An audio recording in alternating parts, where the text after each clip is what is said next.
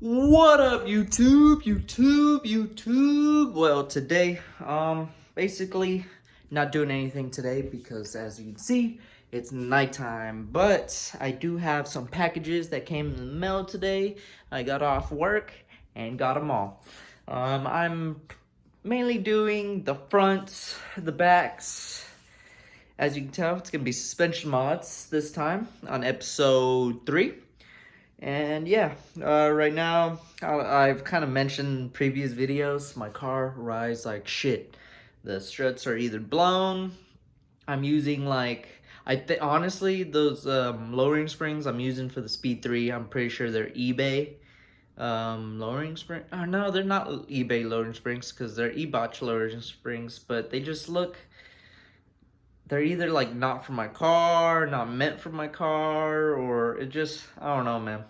I'll kind of show you tomorrow what I'm talking about on the differences of the springs I have, but let's start opening boxes. Okay, so here's all the boxes.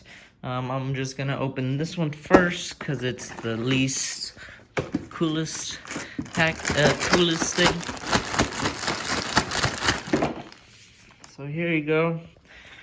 These are just kind of like the OEM strut mounts and stuff. This is what goes on the top. This goes on the bottom. That connects to the spring and then hardware. And same thing for that box. It's exactly the same thing. This one right here.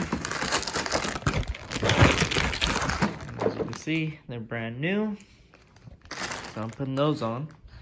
And here are my Koni yellow shocks.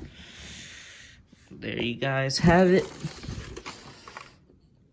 It looks like an orange in real life and then like really yellow in the camera. It's kind of cool.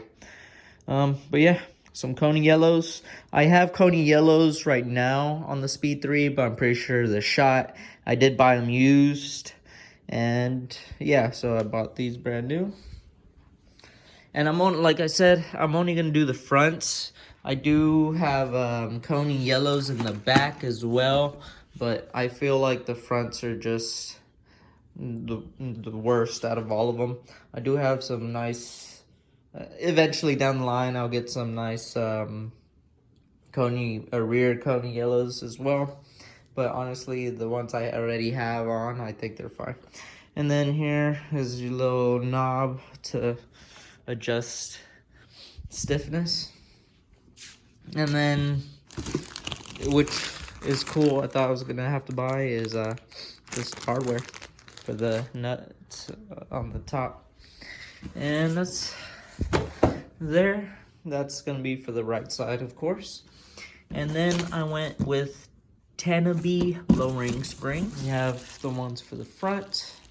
It's literally just gonna go right there to the strut, and then that top piece, and that's all of it. Yeah, that's pretty much it, man. So let's take these out of the box. Let's assemble these front struts and put them on the car tomorrow, obviously. And yeah, okay, so I have everything here. Basically, I'm using some old ass bump stops. I'm gonna have to change these out, I think. They are, look, they have some, but honestly, I don't have any bump stops, and I kind of want to put them on now.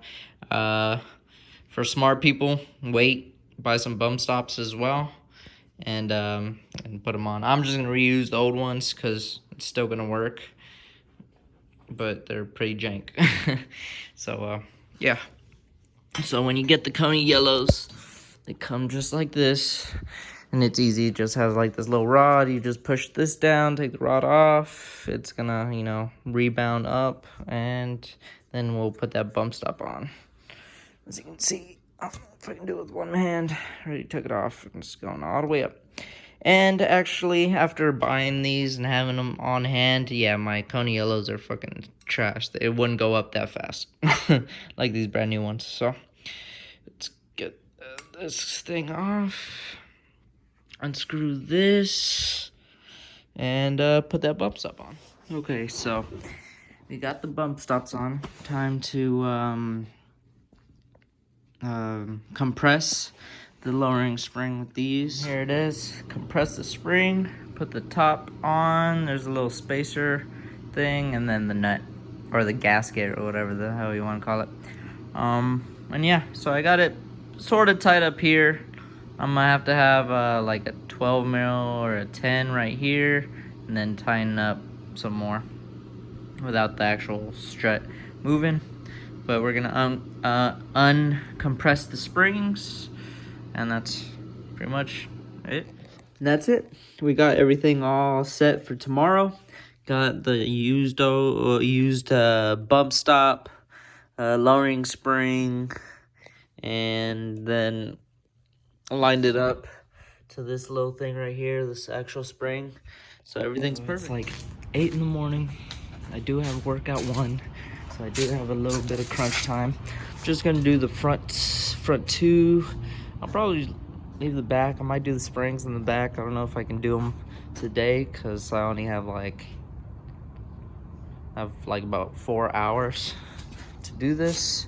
Honestly, it's not gonna take me more than 2, I would think, because I've done the fronts already before. So like, I don't think I'm gonna have like some crazy bolts that need to come off. But first, let's lift up. Okay, so we go in here. First things first, there's this sensor down here on the knuckle. I'm guessing this is for ABS, so take that off. Here, it's kind of like not on, but there's this bracket you take off, push this down, and then kind of pull it out. You're gonna have a 17 mil bolt right here that you take off, so you can take the actual strut off. And then you have a 14 mil right here, and then you have this little for the sensor. Just kind of pull that off this small bracket, put that somewhere. You're gonna have like vice grips in the back because this whole piece moves, and then a 14 mil, break it loose. And you're probably gonna have to lift the whole thing up for the actual end link to come off. So let's take that bolt off real quick, lift it up, take that out. Now we got the end link off. The end link, it's still not too bad. It moves. I did replace these not so long ago. There still has some resistance to them, so they're not as stiff as they used to be, but still working. Now there's that 17 mil I'm pulling off, and that's pretty much it. Now the strut is ready to come off. Usually you use a big hammer, and I have a really big hammer, sledgehammer. You do need a bulk. Do need like a sledgehammer, like a smaller one that's so real heavy. One time on some previous videos, if you go see my installation on these shocks, it took me like almost 4 hours just beating it with like a regular hammer and some plywood. But now, because I have this bad boy, it should take me just a few hits. There you guys have it. Took it off. Took it off, busted it down, and then up here you're gonna have 3 14 mils. It just comes right off. But like guys, as you can see, look at that small ass spring. That's why my shit rides like shit. I'm guessing it's because, I don't know, I feel like that's not the right spring for the strut. I could be wrong, but these are E-Botch springs. Even says on there, it says ground control though. See that? So I'm not sure what these are for, if they're even for the speed. But look at this lowering spring compared to the beefy boy we just set up. There's a big difference from the two. You see, like, this one just does not look right. This one looks right. And I should have used these bump stops right here, but oh well. I think those bump stops would be fine. Got the new strut in there. I'm gonna have to turn it like that just to line it up a little bit. I have to put this knuckle on this a bit, just wiggle it back and forth, lift it up a little more, wiggle, lift up, wiggle, wiggle, and then it eventually will get seated right exactly where it's at. Back here, let's make sure this is going down the slit right in the middle, or you don't want to bend that. And then after that's done, retighten the 17 mil. This hose goes down under like this, and then you push up, and then there's a bracket that goes into that. And you see there's that little clip that goes right up there, so this doesn't move anywhere. Then you'll put the 14 millimeter back. Don't forget this little mount thing. This is where you mount your little ABS sensor, I guess what it is. And of course, don't forget to plug that back in down here to the knuckle. I honestly don't know what this is, what kind of sensor this is. Like I said, I'm pretty sure it's for traction control and stuff like that. But just put that in the grommet, put the wheel back, and that's it. Let's go do the other side. Obviously the backs are a lot lower than the fronts, but that's how it is settled. Honestly, I don't care about being low anymore. It's gonna settle, but I'd rather have function over form, you know, at this point.